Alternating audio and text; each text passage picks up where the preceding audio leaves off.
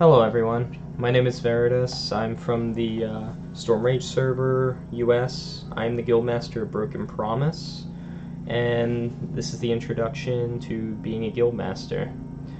So, I'm going to be starting a Guildmaster tutorial channel, just in general, a branch off from my YouTube. You'll be seeing more channels. This is my first video I'm uploading, but just be rest assured there's more to come. So I've been seeing a lot of guild leaders lately in the world of Warcraft and just in games in general that I feel like don't understand the concept of what it is to be a guild master. In my eyes, you're a public servant, so meaning people join your guild to entrust that you are going to make the best decision for them, much like a public servant of the government where we vote them into office or, wherever you are, however it works.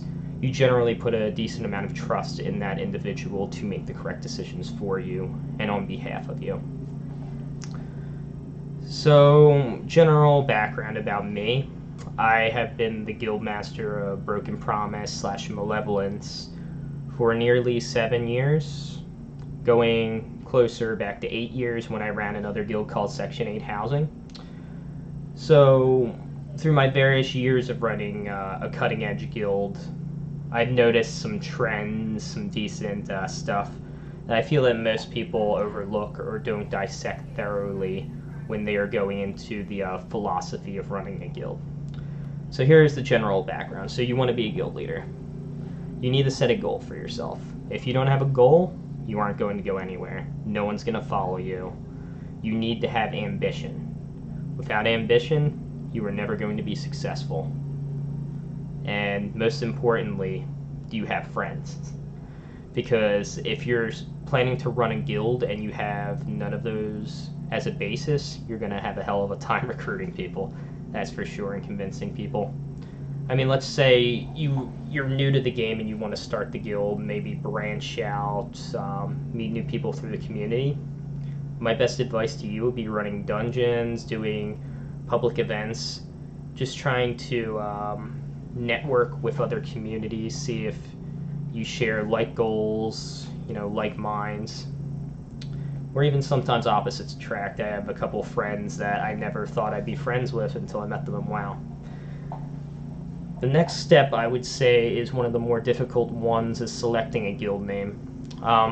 First and foremost, you want to brainstorm. Like, this is your official brand, if you will.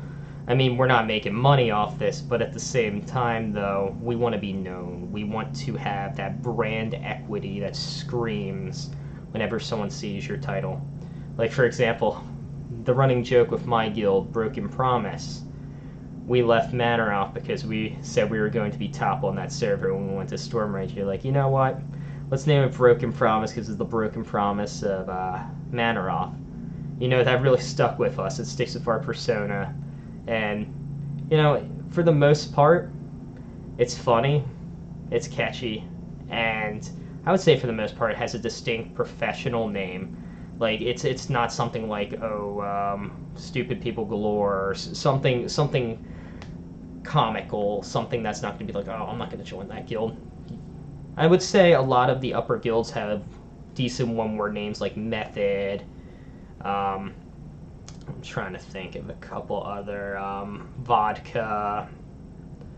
I mean, you could say Vismayor, that's a different language, but like stuff like that, like names that stick, something that someone's going to take and be like, oh my god, that's a professional guild if you ever get up there in the cutting edge feel or serious level of the game. The other thing, though, you have to be careful of is there is a terms of service within Blizzard in regards to naming your guild. You cannot obviously name it racial issues, obviously derogatory names besides that, curse words, anything that might offend anyone, or anything that just doesn't make sense. You can't actually, this is something interesting, I know this till about 4 years ago, you cannot name it after anything in the guild, meaning, anything in the game, because technically you're going against the terms of service. So I saw a guild named Argent Dawn. I'm not going to be the ass and report them, but technically that's against the terms of service. The other thing is, don't reuse notable guild names. Don't steal like Method. Don't steal Vodka. Don't steal limit, because that's just going to give you a bad rep, one, and two, no one's going to respect you. It's going to be like, oh, these are the knockoff version of that guild. Another interesting point we got here, Delegation of Power. Who is going to be in charge alongside you? This is one that I feel is one of the more touchy subjects, because if you're joining with a real-life group of friends, or just friends you play with a long time in general, naturally they're going to be attracted to the desire of power and its influence. I mean, deep down we all like being the center of attention, so we all want a grab at the power whenever we have the ability to. For that reasoning, you have to think very hard, and you can't have any outside influences. Who do you feel is most trustworthy?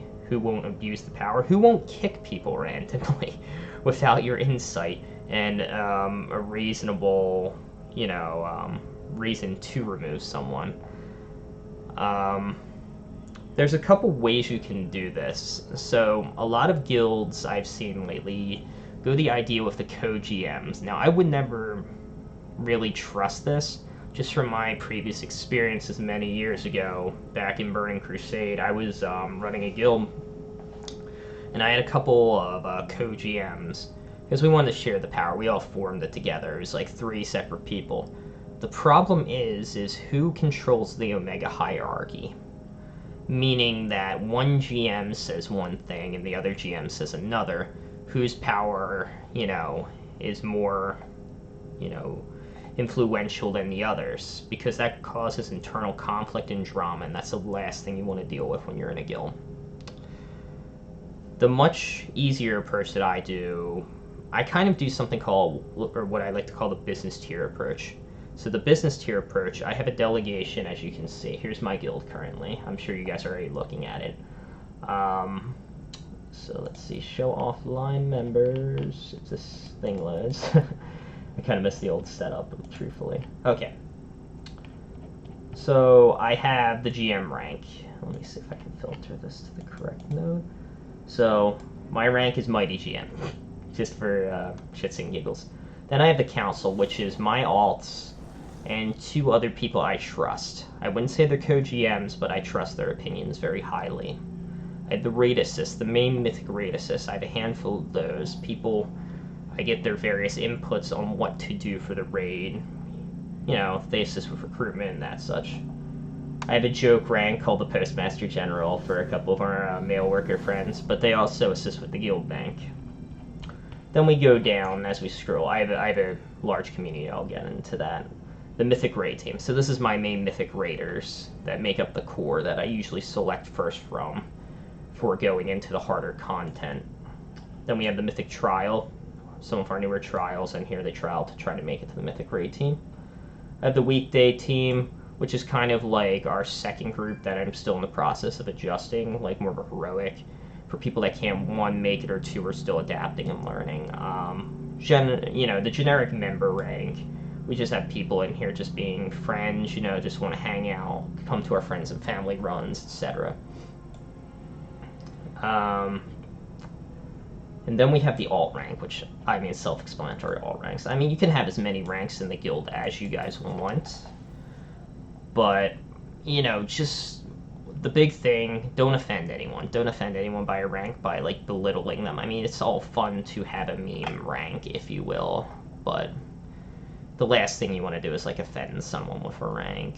Or, you got to be careful when you switch around the ranks, because people, in jobs, naturally do not want to feel that their rank was removed from right under them, or they're being degraded, if you will, demoted.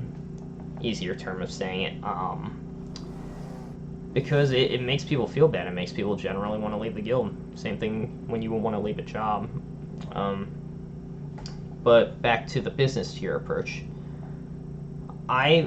As the leader of the guild, I overlook everything, the broad scope. I look at it from a global level, looking down in regards to the guild. The council handles the raid and managing my raid assists and that. I have a little touch in there, but I usually don't hit too much on that. I assist with it.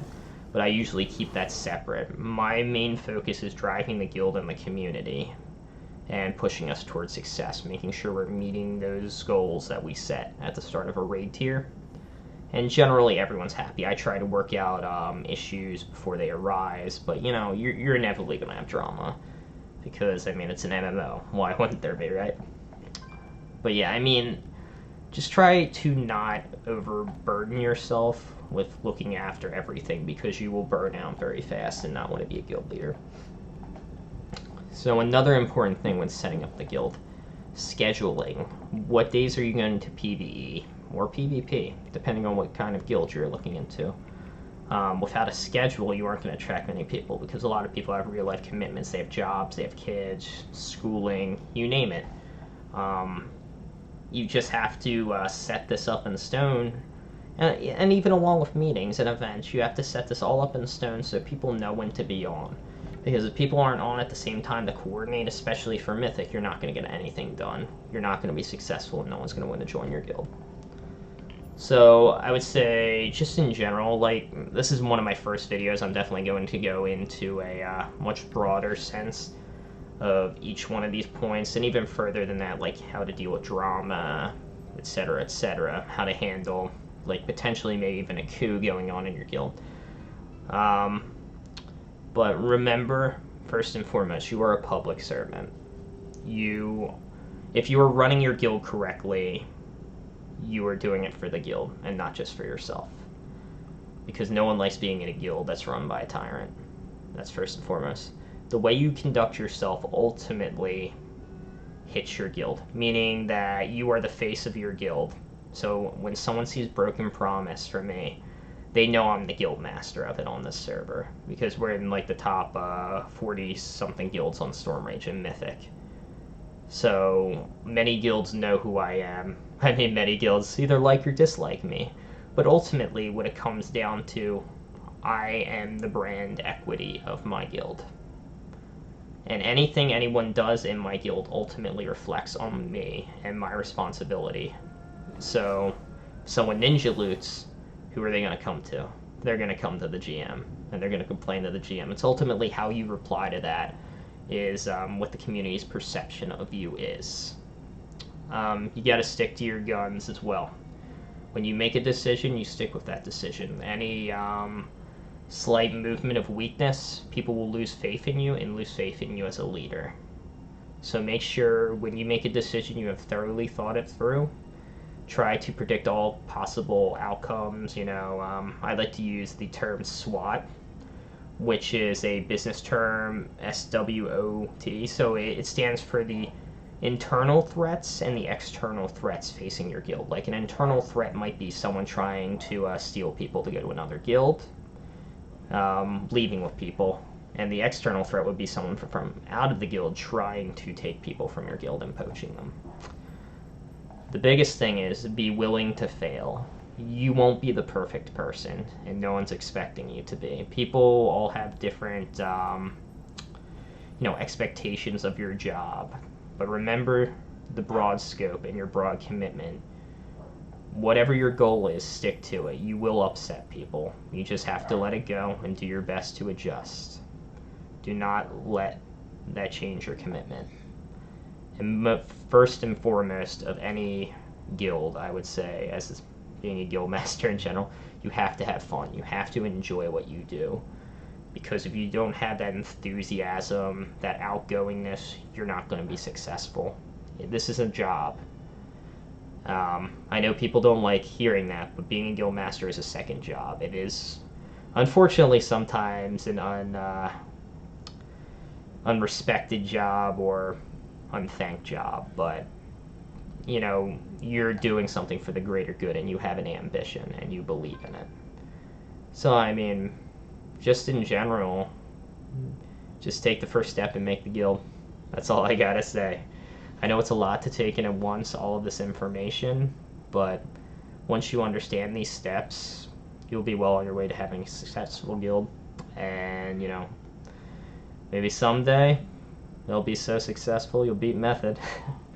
But yeah, once again, this is Veritas from US Stormrage, Guildmaster of Broken Promise. It's my first video. You guys are going to see a lot more on here. I stream during the week. Feel free to look me up on Twitch, Veritas13373. If you have any questions, feel free to hop on Storm Rage. I am Alliance. I am usually on / You Broken Promise. I have 2 guilds actually on here that I will go into in another video. But I look forward to seeing the comments and hearing from a lot of you. Thank you guys. Have a good day, and never give up.